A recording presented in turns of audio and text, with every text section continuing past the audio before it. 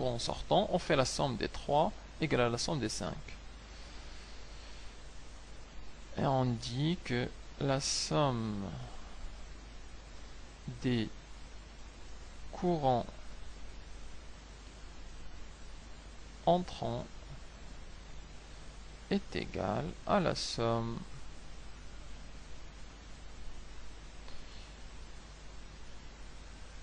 des courants sortants.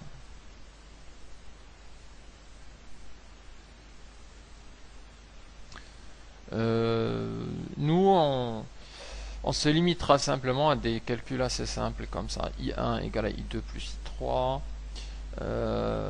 En électricité, c'est après le bac qu'on va détailler ces aspects-là.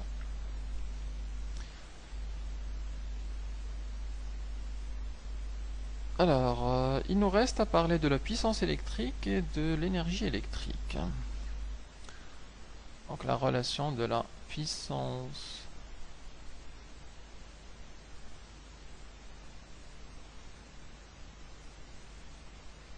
électrique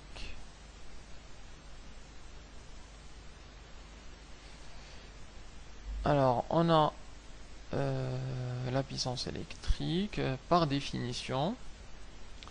Alors si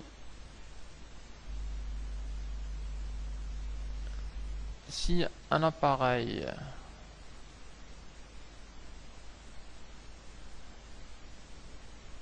électrique est parcouru par un courant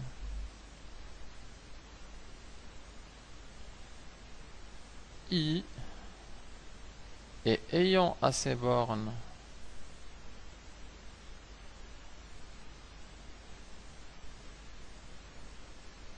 une tension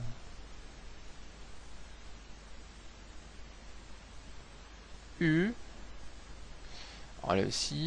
alors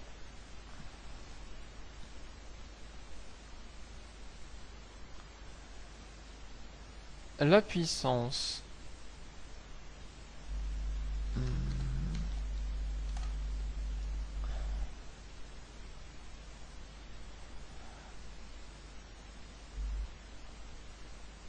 on peut dire consommé, reçu,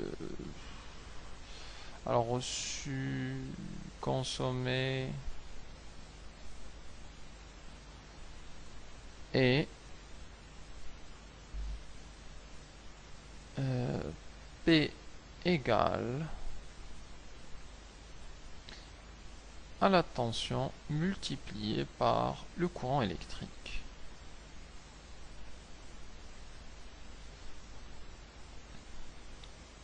Sachant que les tensions c'est en volts, les intensités c'est en ampères, et ça nous donne des puissances en watts. Donc c'est la définition de la puissance électrique qu'on peut appliquer soit pour un conducteur ohmique en faisant le produit de I et de U, ou alors carrément pour un moteur électrique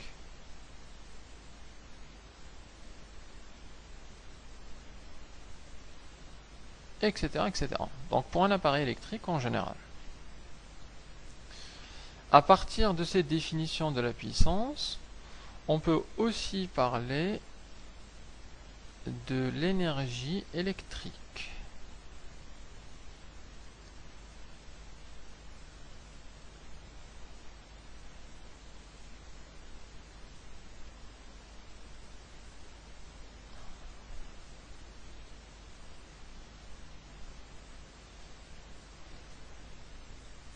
Dans ce cas-là, on va dire si un appareil est soumis à une tension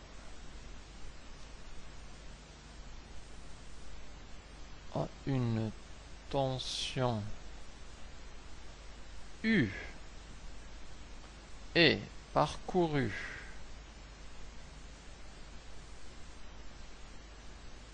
Par un courant.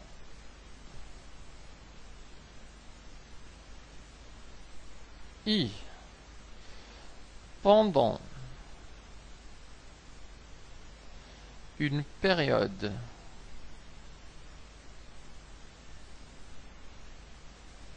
delta t,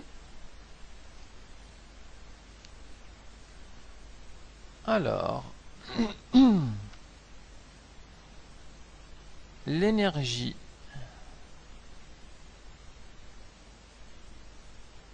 électrique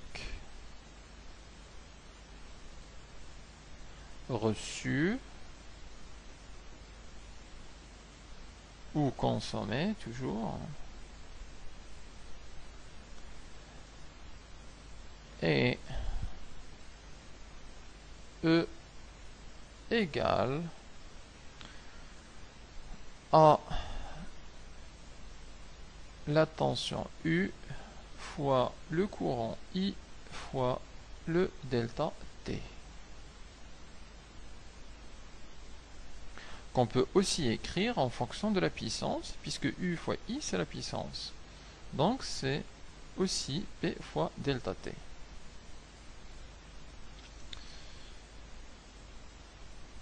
Pour les unités, les tensions c'est les volts, les intensités c'est des ampères, le delta T c'est des secondes, et ça nous donne une énergie en joules. Et donc cette formule nous permet de calculer l'énergie électrique reçue ou consommée pendant une certaine période. Donc la période delta T est importante, le courant I et la tension U. Alors, après ce petit rappel des lois importantes, on peut maintenant parler de notre dipôle RC. Et notamment en parlant de ce que c'est qu'un condensateur.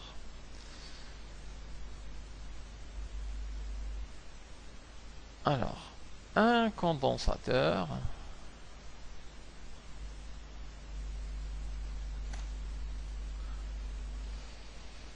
est composé, est un appareil électrique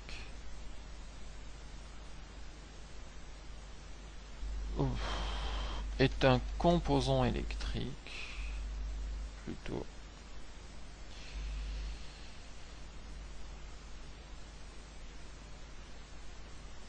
composé de deux armatures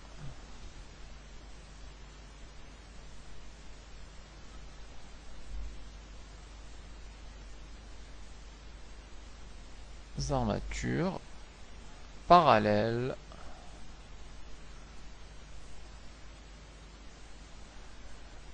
séparées par un isolant.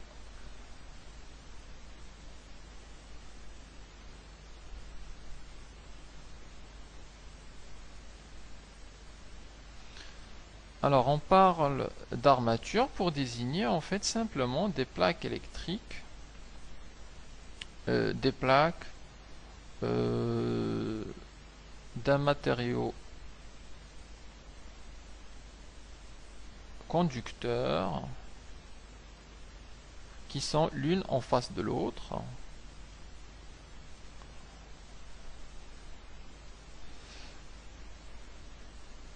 Et c'est ce qu'on appelle les armatures. Donc ça, c'est une plaque conductrice.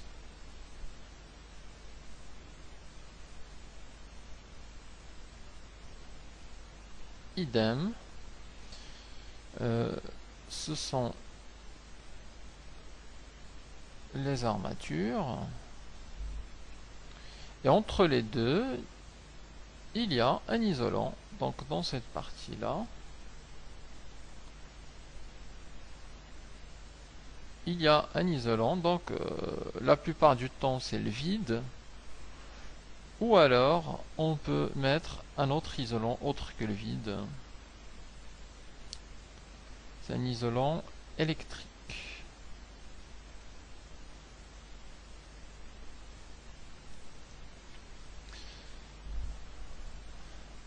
Et un condensateur, alors on le désigne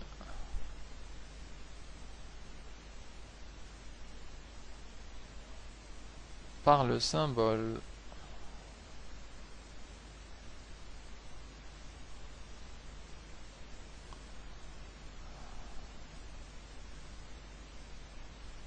ce symbole-là qui rappelle les deux armatures vues en deux faces.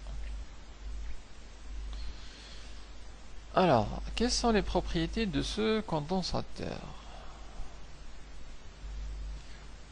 En fait, lorsqu'on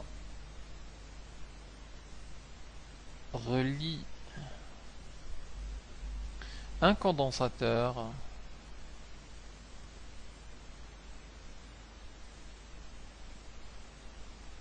à une source de tension continue,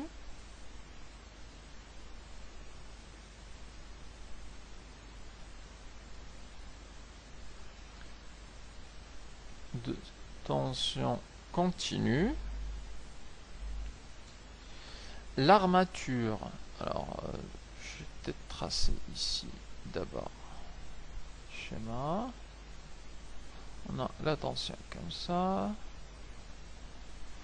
le condensateur, alors pour simplifier je n'ai pas mis de résistance ni d'autres composants, mais si on a ici un générateur de tension plus E, ici notre condensateur, alors on a le courant I qui va du pôle positif qui va dans le condensateur. Alors lorsqu'on relie ce condensateur à une source de tension continue, l'armature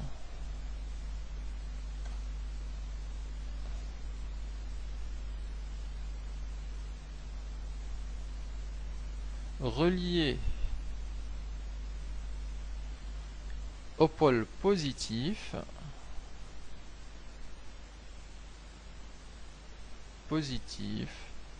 c'est le pôle plus, se charge positivement.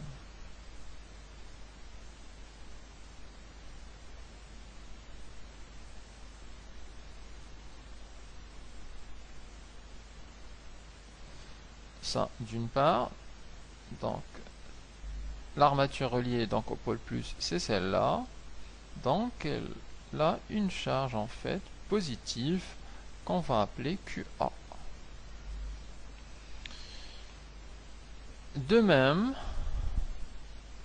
et l'armature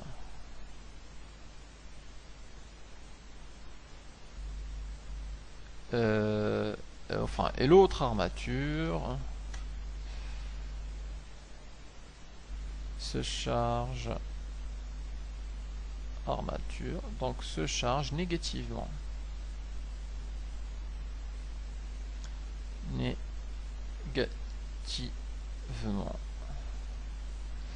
Et donc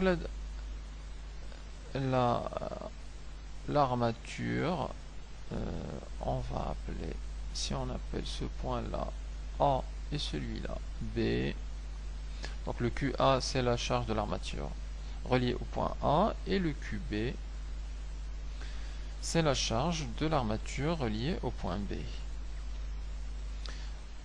Tel que, alors on sait que les deux charges sont égales en valeur absolue, c'est-à-dire que la valeur absolue de QA c'est égal à la valeur absolue de QB. Par contre, l'une des charges est positive, donc le QA est positif et donc le QB est négatif. Et on a une relation entre le courant I qui rentre dans le condensateur et la charge QA, alors c'est